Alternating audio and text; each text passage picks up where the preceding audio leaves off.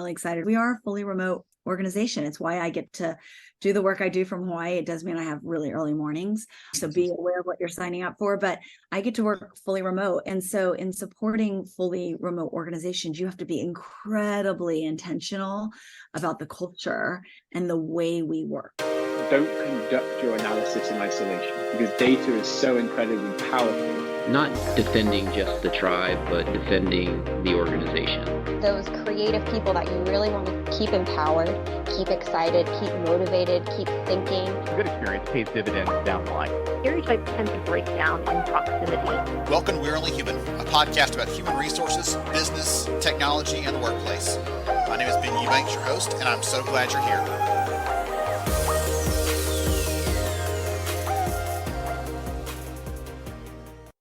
Hey everyone, it's Ben Eubanks, and I'm so excited to be here with you today.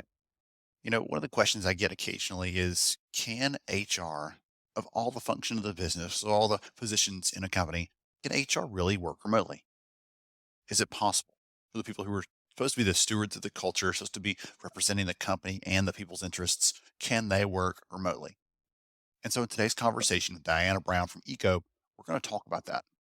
We're going to dive into what she and her team do to positively influence culture as remote HR teams. We're talking about her actual physical distance from the company from a time zone perspective and some of the things that creates, some of the challenges and maybe the opportunities. We're going to talk about some of the different ways the company intentionally creates connection with its people. I want to give a quick shout out and a thank you to the team over at Goody for connecting us here for this episode. This actually is a replay of a part of our summer school content from this year. Enjoying the summer with the family, getting some of these replays out, and hopefully you're getting some great ideas, insights, inputs from these episodes in the last few weeks. I'm so excited to be back with some new interviews coming this fall, brand new content, great and amazing guests. It's going to be a ton of fun. So without any further ado, on with the show. I'm so excited here to have Diana with me because we're going to be talking about some of the ways we can support, appreciate, connect with our people, how to show them they matter to us, all those kinds of things that we get to do every day in HR. I'm so excited about it. And I'm so pumped, honestly. So you're over in Hawaii, right? Yeah, that's right. Awesome. Hawaii. So before we get into some of the fun stuff, give the audience a little more about who you are and what you do, and let us know why Hawaii, if that's not a weird question, because I'm just kind of curious. No, it's a great question. And it actually works into a little bit of who I am and my career story. Hi, everybody. I'm Diana Brown. Today I'm in a job as head of people for a company called ECO. I've been in HR for over 20 years at this. Before this, I was the head of international HR for Capital One.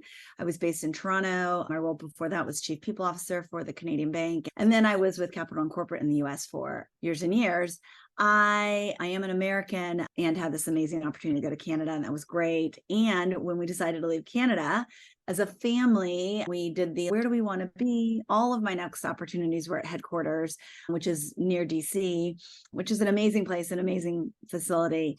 And we were just not wanting to be back in DC. And like many people during the pandemic, had an opportunity to revisit priorities and life desires and what do we want to be true about this one life we get to live? And for us, that meant living near water, which had always been a dream of ours, and being close to family. And all of my extended family is here in Hawaii. So we decided to do it. Originally, we said we're going to go as far west as California. And then we said, well, let's just keep Why going stop west. there? Yeah. Long answer on who I am and how I ended up in Hawaii. And I will tell you, I spent 20 some years at Capital One, 55,000 person organization, big bank, Fortune 500, traditional bank. And then I made a career pivot to lead an organization that is in the double digits, fully remote, startup. It's in the decentralized finance space. And so massive changes, which I'm happy to talk about at any point, but we'll say it's been an incredibly invigorating, refreshing, and rewarding experience. I think every single thing about what your career was, all the different facets, like you'd flipped every single lever you could flip as you're going down. Like, how can I make one more change to this and just transition? Yeah. And then actually not just in career, like in life, right? So how do I go from Toronto to Hawaii? It's been incredible. Yeah. I'll guarantee that I never see snow again. Here we go. All right. Although you can on the Big Island. Oh, fun fact. Okay. Up the mountain, probably, right? Up on a. Okay. Yeah. Okay, that's really fun. Okay, I just want to talk about like Hawaii because I've never been. I want to go, but let's hold that one off. And if anybody out there, let's do summer school field trip to Hawaii. We'll figure that one out later on. But let's talk Absolutely. about let's talk about some of the stuff that you and your team are up to. You said you've transitioned to a very different kind of company, and I'd love to hear from you. What is something in the HR world, the HR related, like some of the big, because you could be doing anything right now. And I'm just kind of curious, what's top of mind for you? What are you excited to be working on right now? Yeah, I'll answer it two ways. I'll give you just a preview into the why I picked the company I went to. I've been at one organization for 20 some years. Wherever I was going to hitch my wagon to, like, it had to be important. And so I'll offer to all of you listening, as you think about your next opportunity or you think about making it the next move, I really considered the interview process me interviewing the company. I wanted a bunch of things to be true for me, particularly in the roles that we have, right? We have the privilege of supporting and building cultures, supporting people, making leaders better. We have to be principally aligned with the folks that we're supporting and the folks that we're working with. And so I spent a bunch of time interviewing the company to make sure it was the right fit for me. And now that I'm here, the thing that we're working on that I'm really excited about is we are a fully remote organization. It's why I get to do the work I do from Hawaii. It does mean I have really early mornings. So be aware of what you're signing up for, but I get to work fully remote. And so in supporting fully remote organizations, you have to be incredibly intentional about the culture and the way we work. And so for us, we're fully remote. We believe that our organization is special, needs to be special. We hire really talented people who we know can be anywhere they want. And while we have a very compelling mission, we really also want folks to want to be here and to like the people they're working with and to like the way we interact. And for us, it's around building our culture, ensuring that we figure out a way to build connectedness. And we know people want to be connected to the people they work with. You have to work extra hard at that when you're remote, right? When I can just close my laptop and never see these, and literally never see these people again, how do you build connection such that we do care about each other, right? Where you and I have a relationship and I want to work with you and I want to work a little bit harder for you and I want us to deliver something together and you matter to me. How do we build that in a world where actually what I could do is just close my laptop and not ever see you again? Yes, absolutely. No, I like that. I smiled really big when you said connection a minute ago because I told you earlier, I've been recording a couple of conversations with people. So all of you out there, here's behind the scenes look. If I've not already heard from Marie over at Getty Images, one of the key things she talked about as well was really connecting with people, and the culture is a critical asset there. It's a critical piece of that. If we leave it alone, it tends towards chaos. Right. So we've got to closely manage it. We have to think about it intentionally. And so I love hearing you talk about that piece of it and how that really comes together, because in my head, I'm thinking someone that came from big company HR, that may not be top of mind. And so it's so exciting to hear you say, no, this is like first and foremost, before anything else, this is what we've got to do to make sure we're getting it right. That's exciting. Absolutely. Yeah. If anything, I would say I learned a bunch of that at Capital One because culture was so important there. And so back to I interviewed this company. I wanted to be really sure I was coming to the right place for me. I needed to make sure, hey, I want to make an imprint on this organization. I want us to be an organization that hires the very best, continues to have really high expectations for them, presents them with incredibly hard and challenging problems to work with, rewards them really well, and is a really fun place to work. Like, very simply, what I was looking for when I came and what I want to build is smart and good. Like, I want smart people, I want good people. And how do we when you double click on that, how do we build all the things that ensures that continues to be true? I want to come back to that in a minute and ask you a question on how you try to do that connectedness piece, because everybody's got a little different flavor to it. And I'll share with you a fun example because I love swapping notes on that. What's working, what I've seen be effective there. But the team over at Goody actually connected us, and I'm so thankful for them because I feel like I got a new friend here. And one of the things that obviously they connect us because you are using Goody as a tool to help you with some of the things you're talking about here, I would imagine. I won't put words in your mouth. So talk about, why are you using Goody? What are you using it for? What's the impact? Yeah. One, I love Goody, and I'll come back and I'll tell you why. But so for us, people matter, right? Like, we have real lives outside of work. And so things like work anniversaries and birthdays, or somebody on your team gets a certification, there are things that you want to be able to acknowledge and reward. And again, when you're in a workplace and I get a gift from my work, my kids notice that. They pay attention to that, right? Oh, that's from Eco. Oh, what did Eco send you today? And so we use Goody as our gifting platform for our employees. Here's why I like it. When you think of reward and recognition, and we've gone away with this, but it's still worth reinforcing, we've gone away from it as an industry, is it used to be that cash is king, right? I work for you, Ben, I do a really good job, and you say, hey, I want to recognize that. Yeah, I'll give her a bonus. I'll give her, who knows? It could be big. It could be a couple $100, it could be $50, whatever.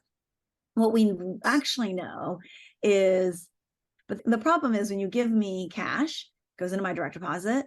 I happen not in our home to manage our money, so I never see it. It gets spent on gas or groceries or whatever.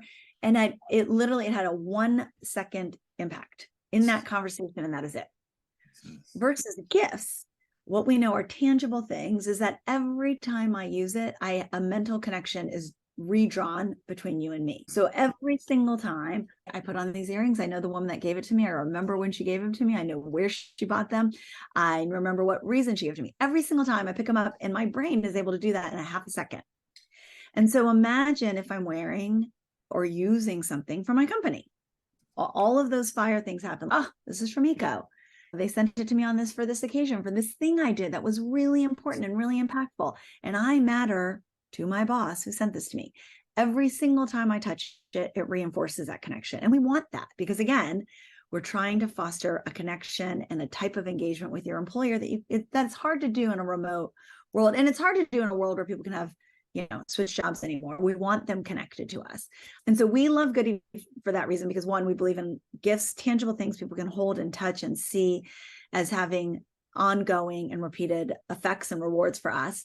I like Goody because they offer a couple things. One, their gifting platform is very slick and nice. So you send me a little gift, it's integrated with your phone and online. It opens up really beautifully. It's just got a really nice product feel. Yes. And they offer this thing called swapping. I don't know if you're familiar with this, but say, Ben, you pick out a gift for me. I'm a hardcore coffee drinker. And unfortunately, as my manager, you don't remember that, which you should, but let's pretend you don't. Here's some tea. And you're like, here's some tea. And I am so touched by the gesture, and I'm like, oh, I don't want tea. I can swap my gift and I can now go get the coffee thing instead. And guess what? For only 1 second do I remember that you got it wrong. But every single time I use my coffee, I still get Ben thought of me and Ben acknowledged me for this thing. And that was important and that mattered and I mattered. And so obviously I could talk about the platform a lot. It's really slick. It's really smart and super easy. We're fans here at Eco. That's really fun. I'm thinking back to when I was running an HR team and I had the wicker basket in the corner with a bunch of gift cards in it and a little sheet where I was like logging those, and it was annoying as can be. It was a pain in the neck. Oh, we've got 2 left. You either get Bass Pro Shop or Home Depot. What do you want to give that wonderful accountant on your team? She's been doing a great job. Which one does she want? No, let's get something. So to have the flexibility there to really meet the person where they are, the things that they care about. It's a reminder too, I think, right? You gave the example, like we can't swap if we have to, but a manager that knows their people well is going to give them something that really connects and resonates with them because they know who they are. Diana, I know you care about whatever this is. You're not just a coffee drinker, but you like this kind of coffee. Like, oh, we're going to give you that because I want you to know that I remember that about you. That's exactly right. Yeah. Okay. Also, I was going to ask you a question about connection. That can be your answer. Like we use this as a way to connect because you used that word a couple of times as you were explaining that. I was going to ask you if at Eco, if y'all have any specific things you do as a way to try to connect people. I'll give you one. So I was meeting with a friend at a company recently, and they do a Ways We're Weird. Every single employee, when they come in, I think about 2 or 3 things that are unique and completely out there about them that are almost unbelievable. It's like a 2 truths and a lie kind of thing, but they're all true about the person. And so one of the ones that my friend brought up recently was, hey, I've actually had my heart stopped twice. Like, I've known you for years. I had no clue about it. Tell me the story. And so it just creates another connection to him, another connection point. And I feel like I know him better now than I did before, just because I'm finding the ways that he's weird, admittedly. And so it's a fun way for people to break the ice and say, ooh, I do that too, actually. And so we have a point of connection, or I had no idea about that and I'd love to know more about it. So just starting some conversations. I love that. Ways I'm weird. Okay, if we have time at the end, I want to hear how you're weird. And I'm going to think about the timer. Okay. Things we do. I am incredibly proud of the things we do. We don't have this nut cracked. And I will say, as HR leaders, we have to stay mindful of this. We've got to have our radar tuned to what I would say is two things. One is the talent on your team, and the other is culture. And I'm going to tell you the things I'm proud of. This is also to say, keep sharing those ideas. I love the ways we're weird and we might borrow it, because we've got to keep an eye on these.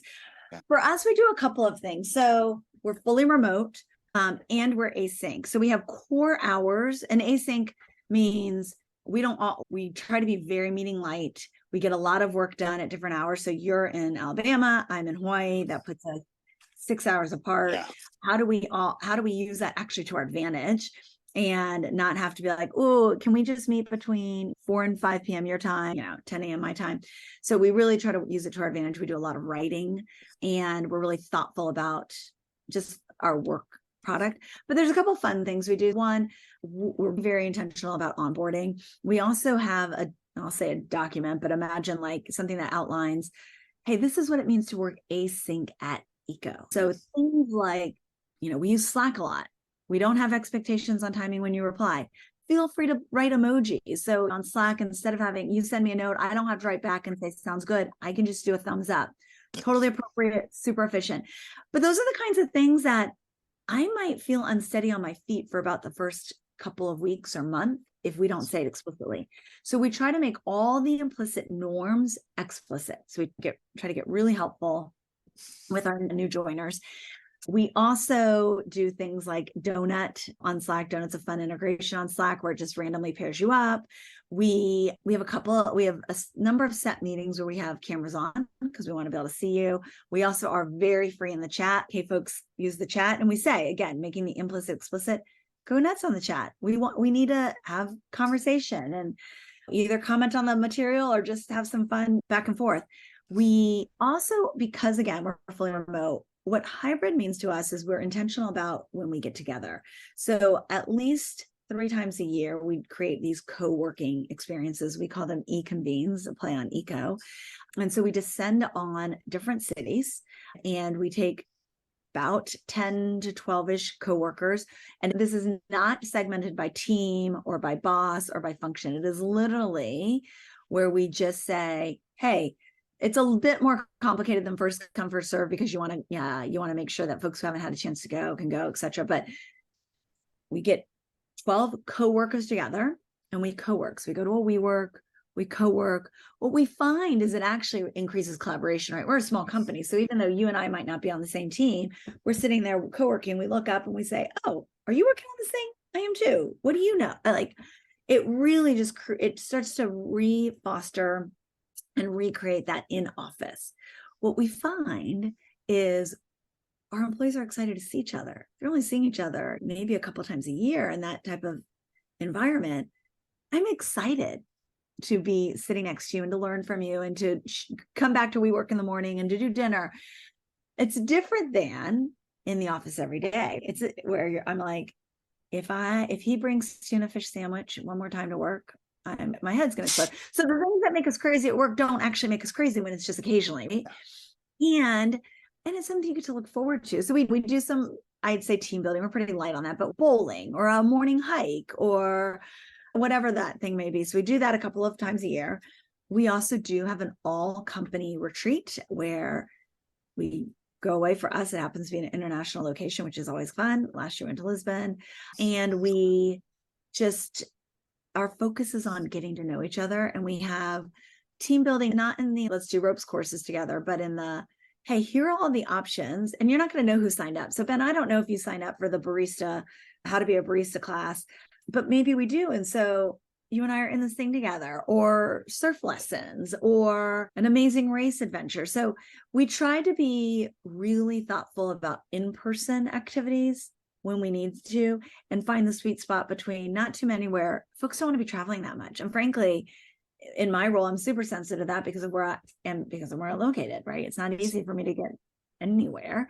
And how do we make the time really fulfilling and in a way that naturally builds connection, but not in this forced, okay, I'm in HR and we need to put on name tags and let's go do a ropes climbing class together. That's really fun. And I love that so much. You get some really good examples out right there.